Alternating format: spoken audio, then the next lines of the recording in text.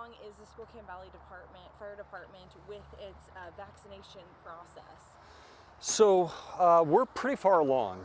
We're about a week now away from the 18th deadline, which is when the mandate requires response personnel, our uniformed personnel, to be vaccinated or to have an approved exemption from the department.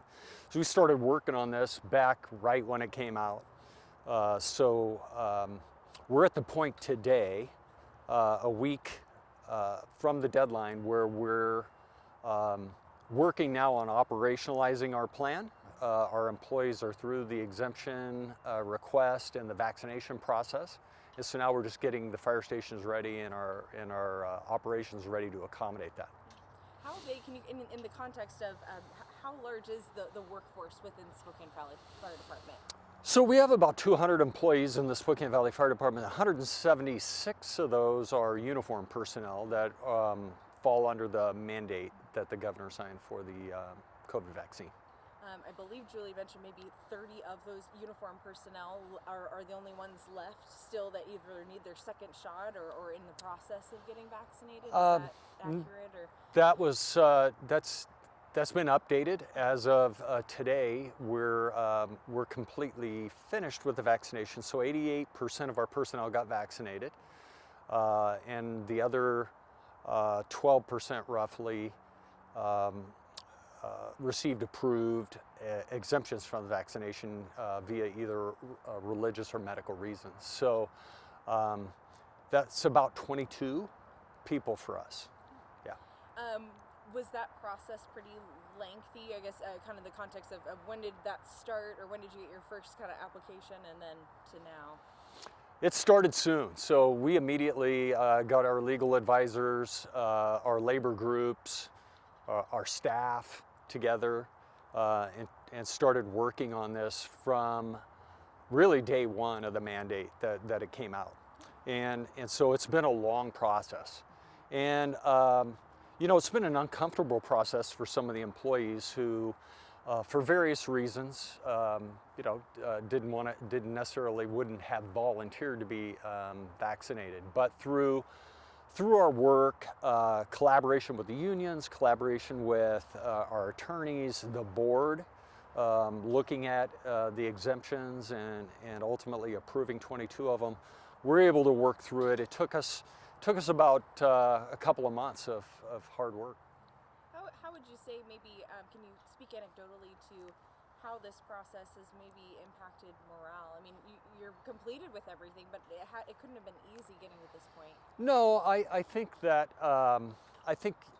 you know, you'll have varying degrees of dissatisfaction with a few of the employees, especially regarding, you know, the mandate piece of it, being made to do something or take something that they necessarily didn't want to do.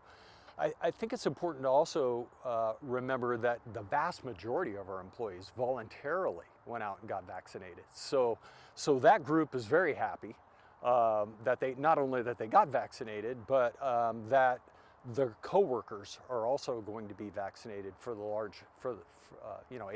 of them, so the majority of them.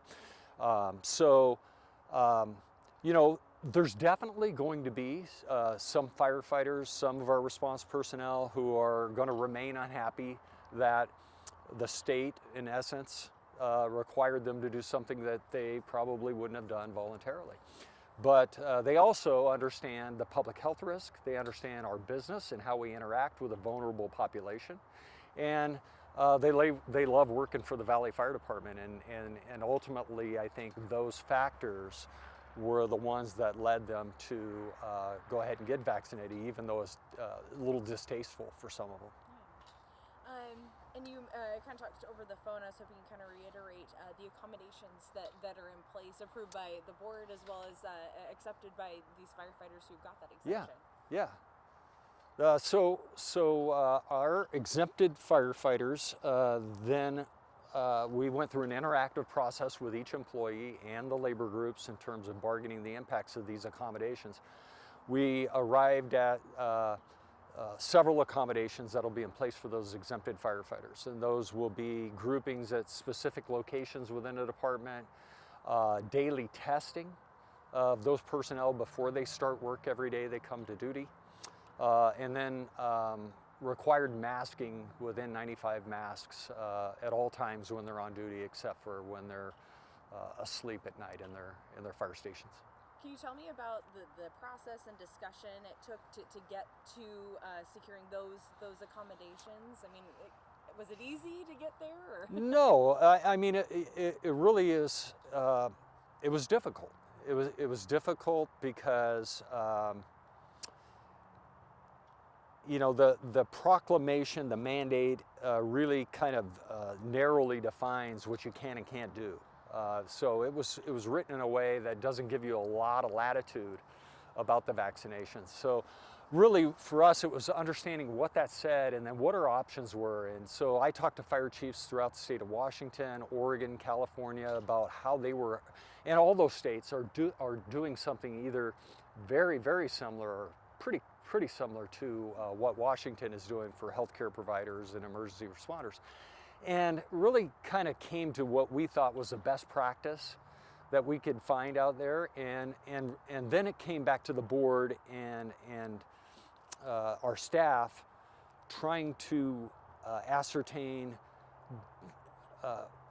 these accommodations that we're going to put in place. Are they going to protect our public and protect our workers ultimately? Because it's one thing to come up with accommodations, but we still want to do it in a way that is very responsible and is in full compliance with the law, and protects our employees and our population that we serve out here. Yeah, kind of walking a fine line there, right? Yeah, so there's a lot of departments doing a lot of different things. Many are doing none, you know, no accommodations.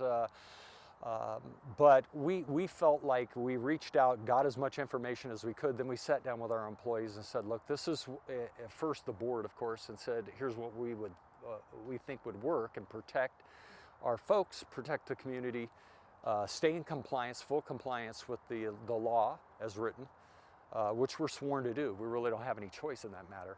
And so, then sitting down with our labor groups and saying, here's in our employees in that interactive process and saying, look, here's what we're proposing. Would you agree to this? Do you agree to this? Here's how we'd carry it out, so on and so forth. How helpful was that in the decision making of establishing these accommodations, having that interactive employee feedback? Oh, it's critical.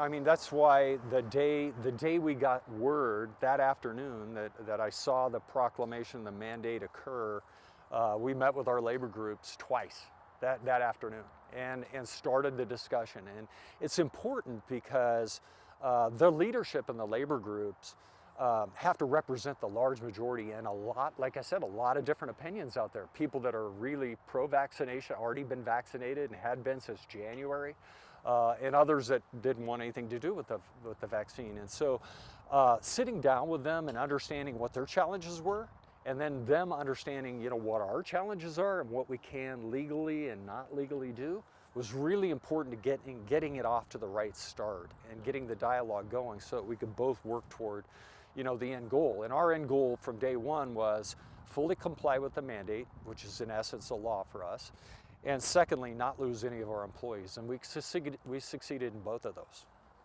So we have heard of other local fire agencies struggling to establish accommodations for exempted firefighters. Can you explain maybe why was the Spokane Valley Fire Department able to, for example, the reassigning firefighters to different stations? How is that possible if maybe other departments are struggling with that? Yeah, so that particular issue in terms of reassignment to fire stations, we have the ability, and we do that on a regular basis anyway. So that's kind of already built in our operations as normal. We will move people throughout the department depending on where we need them for certain things and certain specialties that they have, paramedics and special rescue type skills and things like that. So that was nothing new in terms of our operations. You know, within the Valley Department, we looked at our resources, what we could do, and what the board was willing to do. Where did the governing board stand on these accommodations or these exemptions, and how are they going to treat them? And that's going to be different for every municipality and every department out there. Some of it is financial resources because testing and things like that cost money. And so some agencies will be able to do that. Other agencies cannot afford to do that. Some of it has to do with the prior relationship with your employee groups and your labor groups and how cooperative and collaborative that is. And so we're fortunate in that we have, you know, a well-established rapport and relationship with our employees. So all those discussions went pretty well. And ultimately the Valley looked at it, our board looked at it and said, with legal advice, here's what we can do. And our board from day one bought into, we're going to follow the law and we're going to try to keep every one of our employees. And that's kind of the framework they gave me to go out, you know, figure out the solution. And forgive me, I think I'm assuming you're referencing the board. Is this a board that oversees just the fire department? Yeah. Okay. Yeah, so we're a fire district, so we have an elected board of 5 members. They're elected from all the communities that we serve. And they're the governance board for the department, not the cities or anything else, just the fire department. What's its full, is it just Spokane District? Spokane Valley Fire Department Board of Fire Commissioners. Okay, great. Yeah. You had touched on, with moving firefighters, can you kind of give context to, for maybe a firefighter to be reassigned to a different station? Is that a big move, or are they a big move? Is it from one end of the town to the other kind of thing? I guess, what sort of context can you give to that? Yeah, so, you know, our geographic region is about 75 square miles. So Liberty Lake, basically the state line of the Idaho border there. So we cover Liberty Lake, Spokane Valley, Millwood, and parts of the unincorporated county area around us. So it's about a 75 square mile area. We have 10 fire station locations that we work out of right now. And like I said, we move people on a regular basis to different areas. So there are some continuity issues that occur when you move people on a longer term basis. It's one thing to move for a day to fill in for somebody who might not be at that fire station and you need that specialty that day. A little bit different when you say, okay, we're going to reassign you to a new group of people to work with. So that's the most challenging thing. Part of what we do is, a big part of what we do is rely on teamwork and that continuity within the team to be really good at what we do. And so anytime you mess with that chemistry a little bit by plugging other people into it, it takes a little adjustment. They're all very capable and, you know, will adjust. But there is a period of adjustment that goes with that. For sure. Yeah, changing the dynamic of the team. The team, different personalities, different people, different skill sets, all that. Yeah. And then I was wondering if you know, so you mentioned daily testing for the exempted individuals. Yeah. What does the funding look like? How is this possible? So we pay for that out of our budget. So we have money's budgeted, set aside for that. We have budgeted funds that we've put away since this pandemic began to deal with a number of pandemic related issues. So we had to obviously get a lot of personal protective equipment, which cost money. We instituted daily health checks at all our fire stations. We re-outfitted our facilities with high efficiency air filtration systems and special cleaning and UV light disinfecting things. And so all of that stuff cost money. So back when this pandemic began, we actually created a funding mechanism to kind of support all that. And that's how we're paying for the testing. That's already set up and has been set up since early 2020. It looks like you guys have everything good to go. Were you surprised maybe just how soon everything was set in place ahead of the deadline? I mean, Well, no, I'm not surprised. I'm happy. I'm very pleasantly surprised that we're as far along as we are. But we are down to about a week. So it's not like we had a lot of time left to get this wrapped up. But yeah, I think it's really just a testament of the employees, what a great place it is to work, and everybody wanted to remain in their job and understood the challenges that we all had getting this thing implemented. And eventually everybody kind of came together to figure it out and get to where we are today, which is, you know, like I said, it really